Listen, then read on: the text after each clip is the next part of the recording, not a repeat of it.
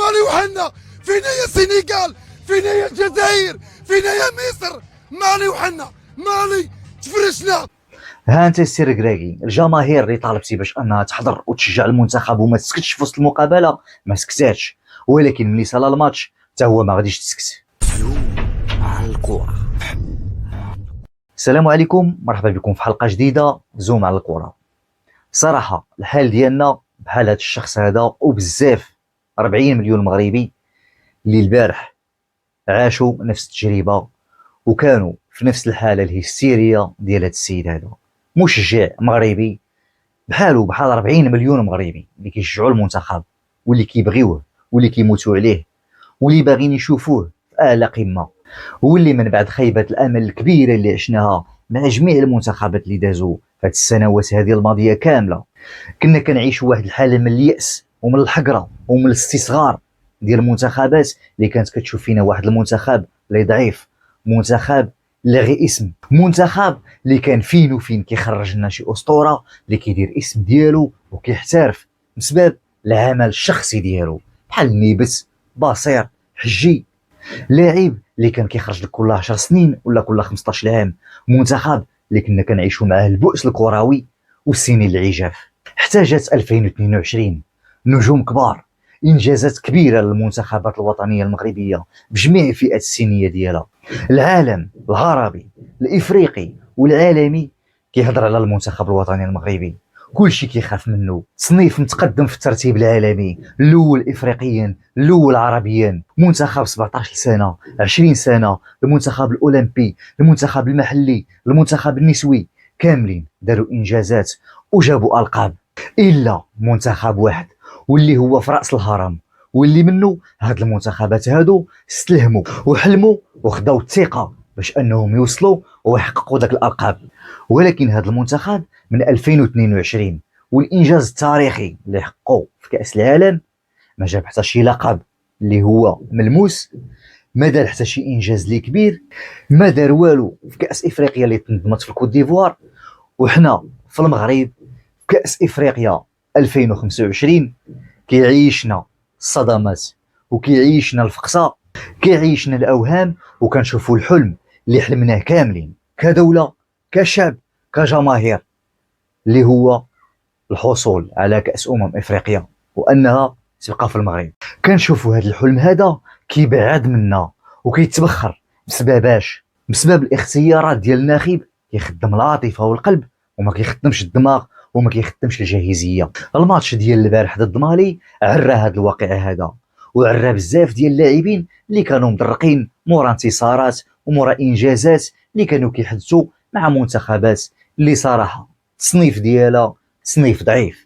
راه ملي كنا كنلعبوا المباريات الوديه والتحضيريه ضد منتخبات ضعيفه بحال زيمبابوي وموزمبيق، وملي كنا كنلعبوا التصفيات القاريه والعالميه في وسط بلادنا وفي وسط الجماهير ديالنا في مباريات الذهاب وفي مباريات الاياب، فهاد الشيء ما كانش معيار اننا نعرفوا المستوى الحقيقي ديال اللعابه ديالنا، واخا راه كان كيبانوا لنا بزاف ديال الحوايج اللي ماشي هما هذوك، ولكن حنا كما قلنا ملي كنا كنتصروا ما كانش كيبقى لك فين غادي تهضر، واخا الصحافه كانت كتكتب وكانت كتهضر وكتعلق، المؤثرين كيهضروا، الجماهير كتهضر، ولكن ملي كتجيب لغه الارقام فراه ما كيبقى لك فين تهضر. اللائحه اللي دارها والد الركراكي في هاد لاكان كانوا بزاف ديال الاسماء اللي ما كانش عليهم اجماع واللي ما كانوش كيقنعوا، واللي في بلاصتهم كانوا لاعبين اللي جاهزين بدنيا وحاضرين، لاعبين اللي داروا القاب، لاعبين اللي داروا انجازات غير فهاد الشهور هادو اللي فاتوا، شفناهم في كاس العرب وشفناهم في كاس العالم اقل من 20 سنه.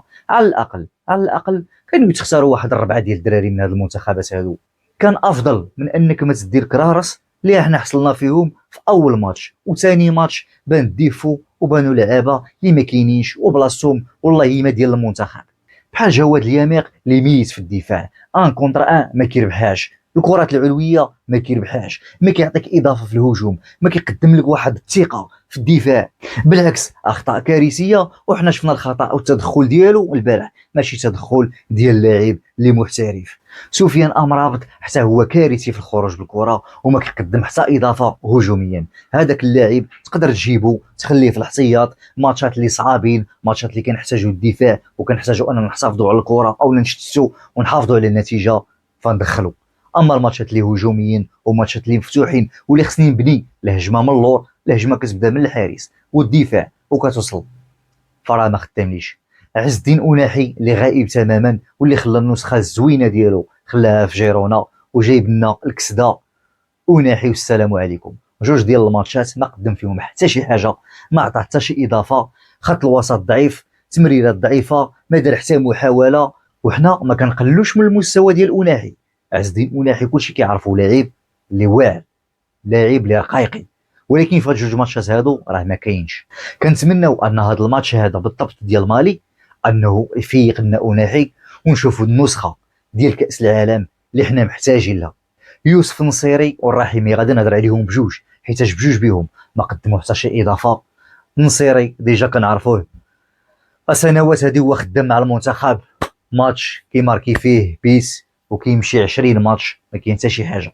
بالنسبه لسفيان الرحيمي ونفس الهضره اللي قلت على عز الدين أناحي غادي تنطبق عليه، السيد اللي خلى النسخه الزوينه ديالو في 2022 23 حتى ل 24. بالنسبه لهذا العام هذا راه ما كاينش، خاصو يخدم على راسو وخاصو يخدم معنا بالنفس، حيت المنتخب محتاج لاعبين كاملين اللي داخلين سور لو تيران واللي في البونطوش يكونوا كاملين جاهزين، وكاملين اللي دخل يقدم الاضافه. 4 ديال اللعابه اللي تصرف عليهم القبعه. ابراهيم دياز اللي تالق في جوج ماتشات هادو وكان حاضر وكان ديسيزيف في هاد لي دو ماتش، وما فهمش انا كيفاش وليد الركراكي فاش دار التغيير ديالو بدل ابراهيم دياز اللي كان داير البلباله في الكولوار ديالو وكان خالق مشاكل كثيره في دفاعات منتخب مالي. غادي تجي نتايا غادي تخرج التشاش الوحيد اللي كان مضبب الدفاعات ديال مالي وغادي تصفي لهم القضيه وتقول لهم ها انتم بصحه والراحه لعبوا. التغييرات ما كانش في المستوى وما عطات حتى شي اضافه، وبينات على الضعف التكتيكي ديال وليد الركراكي. ثاني لاعب اللي هو الحاج مزراوي اللي تبارك الله الماتش الثاني على التوالي كيلعب بالنفس، لاعب اللي خلى الريه ديالو في المقابله. بالعكس ما عندنا ما نقولوا فيه، وخص هاد اللاعبين اللي دايرين به واللي ميتين يستلهموا من هذا اللاعب هذا اللي كيلعب في اي بوست حطيتيه وكيعطي فيه الاضافه كيف ما كان الحال. جوج لاعبين اللي بقاو هما لاعبين اللي عاد التحقوا مؤخرا المنتخب المغربي، لاعبين اللي عايشين على برا ومحترفين على برا، هم اللي جاوا المنتخب ديال المغرب فلقيناهم مغاربه ديال بصح بالروح وبالدم، اللي هما العناوي وصلاح الدين. لاعبين اللي تبارك الله لاعبين بالنيه، لاعبين بالنفس، عاطين داكشي اللي عندهم 200%. البقيه راه غير كتشير في وسط الماتش، اكرد، السيباري، الزلزولي، الكعبي، المهم ها انت تما والسلام عليكم. الماتش الثالث اللي غادي نلعبوه ضد منتخب زامبيا، واللي من البارح وانا كنشوف التعليقات ديال الزامبيين اللي كسبوا الثقه واللي ولاو حتى هما باغيين يربحوا المنتخب المغربي. فبالنسبه لي هذا الماتش ديال مالي ولا حتى الماتش ديال جزر القمر نصرنا علينا بنادم، منتخب اللي كان كلشي كيخاف منه. كان خصنا في الماتش الاول ديال جزر القمر ندخلوا ونعطيوهم 4-0 5 والسلام عليكم. كلشي غادي يشهد بان المنتخب قوي وبانه المرشح الاول والفافوري باش يدي اللقب اللي منظم في بلادو، ويعطي رسائل للخصوم كاملين بان اي منتخب غادي يجي راني غادي ندقدقوا. فاذا بك يعطي رسائل اللي سلبيه في الماتش ديال جزر القمر واللي زمتونا واللي تصروا علينا بنادم. جا المنتخب ديال مالي واللي اكد هذه الهضره هذه، مع العلم ان منتخب مالي راه ماشي مصنف ما بين المنتخبات القويه، منتخب اللي ماشي ضعيف ومنتخب اللي ماشي قوي، يعني منتخب اللي نورمال يلعب معاك الند بالند. ولكن الا كنتي منتخب اللي قوي راه غادي تربحوا، ما غاديش تضربوا واحد النتيجه اللي كبيره ولكن غادي تربحوا.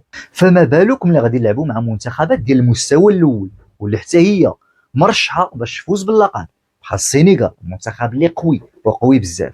وبهذا اللعب هذا انا كنضمن لك 3-0 ما يحيدناش الطبيب. منتخب مصر حنا شفنا كيفاش ربح جنوب افريقيا ب10 ديال اللعابه في الشوط الثاني، لعبوا بالنفس، لعبوا بالجرينتا، خرجوا منتخب مصر اللي كان داير الالقاب واللي عنده 7 ديال الالقاب قاريه، يعني لعبوا مع جنوب افريقيا بشخصيات البطل واستطاعوا انهم يربحوا بجداره وباستحقاق. وهذا الشيء كامل ربحوا ضد منتخب جنوب افريقيا اللي حتى هو منتخب اللي من المنتخبات الصعيبه، وراه ماشي سهل باش تربحهم. حنا كنا كنشوفوا التحولات ديالهم اللي سريعه، ماشي بحال التحولات ديالنا اللي كتجيب الفقصه. نزيدك منتخب نيجيريا، منتخب الكونغو الديمقراطيه حامل اللقب، منتخب الكوت ديفوار، راه هادو منتخبات اللي غادي نلعبوا معاهم راه ما غاديش يقول مع راسو كنلعب مع المريض، راه غادي يلعب معاك الند بالند، غتهجم عليا غنهجم عليك. يعني شنو اللي غادي يدير الفرق؟ راه هو النفس والفنيات ديال اللعابه والتكتيك ديال المدرب.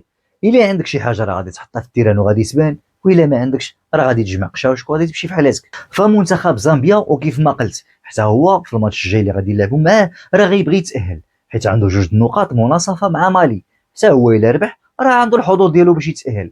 فكنتمناو أن التعادل ضد منتخب مالي يكون كبوة جواد، وأنه يكون السبب باش نشوفوا منتخب اللي محترم، ونشوفوا واحد الاستفاقة من وليد الركراكي ومن اللاعبين، خصوصا من بعد السخط الجماهيري اللي شافوه واللي غادي يسمعوه واللي الاصداء ديالو اكيد غادي توصل لهم. فبصراحه سقف الطموحات ديالنا كان كبير وكان عالي بزاف باش نديو كاس افريقيا، ولكن من بعد هاد 2 ماتشات فراه صعيب وصعيب بزاف. وليد الركراكي مطالب مراجعه الاوراق، ولاعبي المنتخب خصهم يكونوا معنا رجال ويلعبوا بالنفس وياخذوا العبره من لاعبي المنتخب الوطني الرادف اللي جاب الكاس من رحم المعاناه، من رحم التعليقات، من رحم السخط الجماهيري من بعد التعادل مع منتخب عمان.